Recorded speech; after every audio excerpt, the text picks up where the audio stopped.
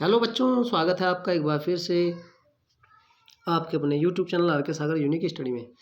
तो आइए बच्चों देखते हैं कि आज का हमारा टॉपिक क्या है। तो आज का जो बच्चों हमारा टॉपिक है वो है एक्टिनाइड श्रेणी, या फिर हम इन्हें कहते हैं एक्टिनॉइड्स या एक्टिनाइड्स अथवा एक्टिनोन्स। तो अगर एग्जाम में इनमें से किसी भी नाम से क्वेश्चन आता है तो ये जो क्वेश्चन है आप इसको वहाँ पर करके आएंगे। ये आंसर जो मैं आपको बढ़ा रहा हूँ ये आप वहाँ पर करके आएंगे।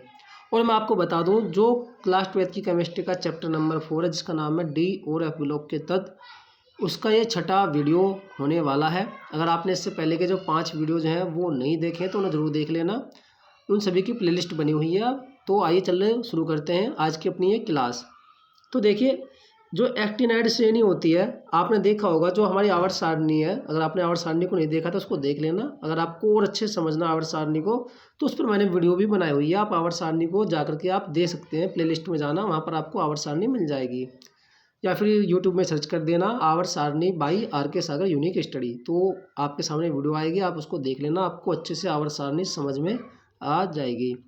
तो देखिए, जो एक्टिनाइड श्रेणी होती हैं इन्हें हम दुर्लभ मृदा धातुओं की द्वितीय श्रेणी या फिर द्वितीय अंतः संक्रमण श्रेणी कहते हैं। तो जो लैंथेनाइड श्रेणी थी वो दुर्लभ मृदा धातुओं की प्रथम श्रेणी थी या फिर प्रथम अंतः संक्रमण श्रेणी थी, लेकिन इन्हें हम क्या कहते हैं, द्वितीय श्रेणी या फिर द्वितीय अंतः संक्रमण श्रेणी।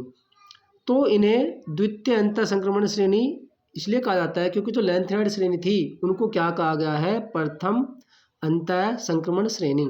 और अंतः का मतलब देखो यहाँ पर होता है, देखो संक्रमण श्रेणी तो आपको पता हो गया, संक्रमण श्रेणी या संक्रमण तत्व कौन से होते हैं, डी ब्लॉक के जो तत्व होते हैं उन्हें कहते हैं हम संक्रमण तत्व। अब ये जो एक्टिनाइड श्रेणी है अर्थात जो एक्टिनाइड तत्व होंगे वो एफ ब्लॉक के तत्व होते हैं। और आप सभी जानते हो जो एफ ब्लॉक के जो तत्व होंगे उनमें जो इलेक्ट्रॉन होगा वो कहाँ प्रवेश करता है, वो प्रवेश करता है थर्ड लास्ट में। थर्ड लास्ट में जैसे अगर मैं एक्टिनाइड की बात करूँ तो देखो एक्टिनाइड में ये हो गया हमारे पास में परमाणु का नाभिक, नाभिक में होते हैं प्रोटॉन, प्रोटॉन पे हो गया धनावेश। और अगर मैं एक्टिनाइड श्रेणी की बात करूंगा तो इनके पास में कुल 7 कक्षाएं होंगी, 1 2 3, 1 मिनट, तो ये चौथी कक्षा, ये 5वीं, ये 6ठी और ये 7वीं कक्षा यहाँ पर हो गई है। तो अब आप देखेंगे कि जो हमारा जो इलेक्ट्रॉन होगा तो देखिए वो इलेक्ट्रॉन इसमें प्रवेश करता है, ये पहली कक्षा, ये दूसरी, ये तीसरी, ये चौथी और ये 5वीं। जो इनका अंतिम इलेक्ट्रॉन होता है वो 5f कोश में प्रवेश करता है, 5f में इसमें, ठीक।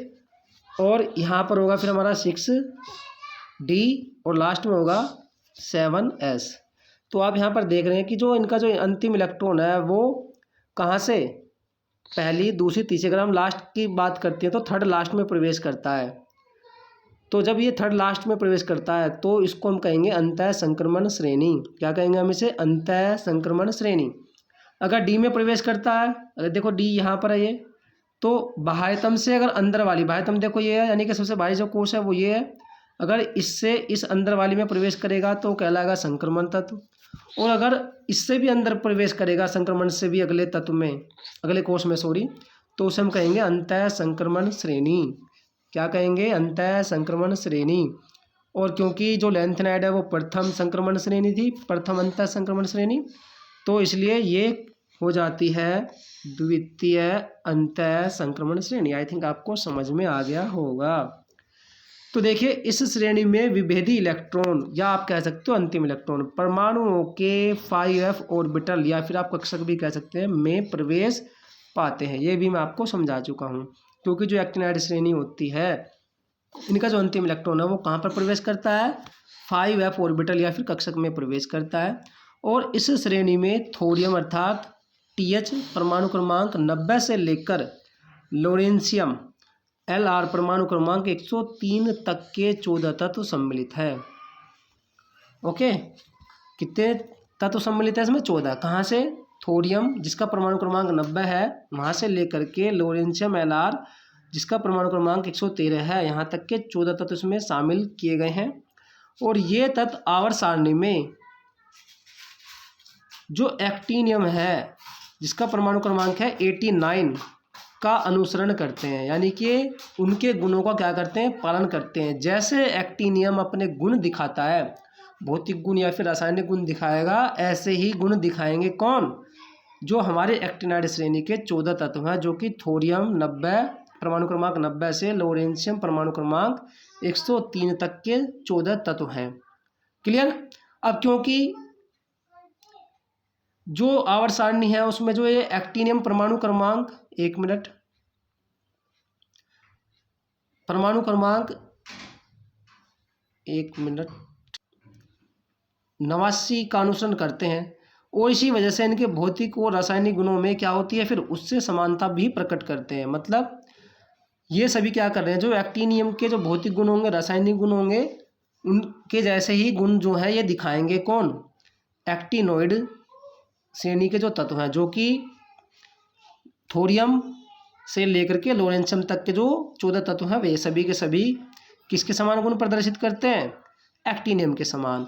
और इसीलिए ही इन्हें हम कहते हैं एक्टिनोइड। क्यों कहा गया इन्हें एक्टिनोइड, क्योंकि ये जो है एक्टिनियम के समान ही भौतिक और रासायनिक गुणों में समानता दिखाते हैं, दर्शाते हैं, इसलिए इन्हें एक्टिनोइड या फिर एक्टिनोइड्स कहा जाता है। आई थिंक आपको समझ में आ गया होगा। आइए आगे देखते हैं। तो देखिए बच्चों आगे, सभी अंतः संक्रमण तत्व क्या होते हैं, ये सभी धातुएं हैं।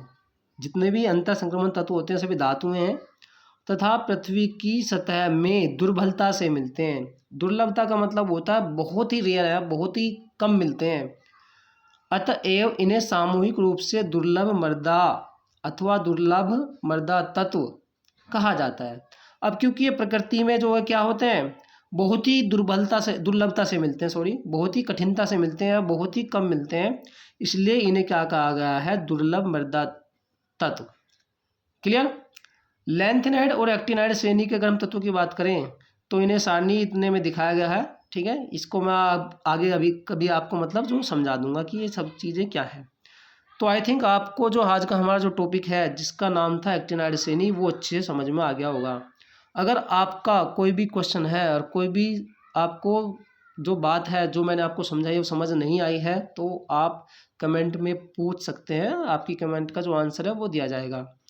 तो बच्चों अगर आप भी अपनी केमिस्ट्री को अच्छा बनाना चाहते हैं, उसको बेहतरीन करना चाहते हैं, तो ये ज़रूरी है कि आप जो है कोई भी क्लास जो है उसको वीडियो 1 से देखें। तो जो डी और एफ ब्लॉक के तत्व है उसमें मैंने आपको वीडियो 1 से सारी क्लासेस दी हैं, तो आप वीडियो 1 क्लास से अपनी सारी की सारी वीडियोज़ देखिए और अपने नोट्स बनाइए और अच्छे से तैयारी कीजिए। और बोर्ड एग्जाम में समय बहुत ही कम रह गया, लगभग 20-22 दिन आपके पास में है, तो समय कम है, तो आप ये जो महत्वपूर्ण टॉपिक मैं आपको करा रहा हूँ इनसे आप अपनी अच्छी तैयारी कर सकते हैं।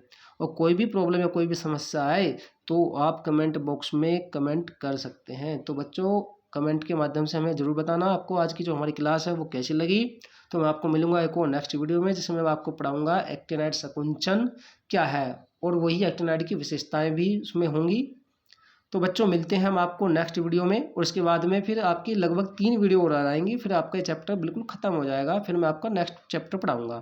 तो नेक्स्ट वीडियो मिलेंगे, तब तक के लिए नमस्कार, जय हिंद, जय Bharat, bye bye, take care.